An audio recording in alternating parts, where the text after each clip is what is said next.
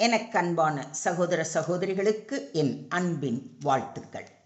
இன்று நாம் தியானிக்கும்படியாக தேவன் அருளும் வசனம் எபிரேயர் 10:35. மிகுந்த பலனுக்கேதுவான உங்கள் தைரியத்தை விட்டு விடாதிருங்கள். ஆமென்.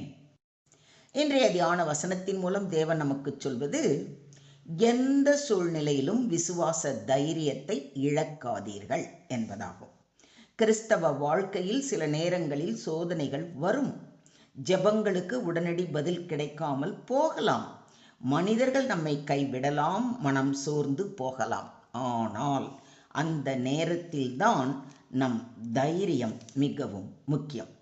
தைரியம் என்றால் வெறும் துணிச்சல் மட்டுமல்ல, தேவன் நம்மோடு இருக்கிறார் என்ற உறுதியான விசுவாசம்.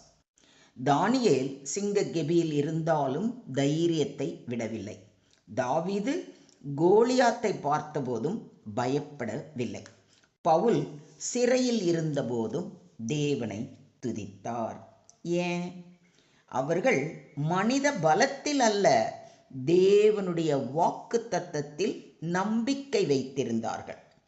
இந்த வசனம் மேலும் சொல்கிறது, மிகுந்த பலனுக்கேதுவான தைரியம். அதாவது நாம் தேவனுக்குள் நிலைத்திருந்தால் அதற்கு பலன் உண்டு. இன்று நாம் சிந்தும் கண்ணீர் நாளை சாட்சியாக மாறும்.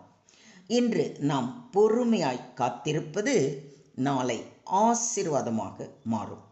தேவன் ஒருபோதும் தம்மை நம்புகிறவர்களை வெட்கப்படுத்த மாட்டார். இதை விசுவாசிக்கிறீங்களா?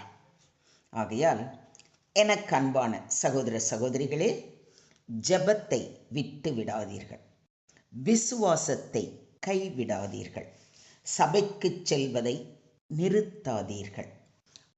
தினமும் வேதத்தை வாசித்து தியானித்து அதை நேசித்து அதன்படி நடவுங்கள்.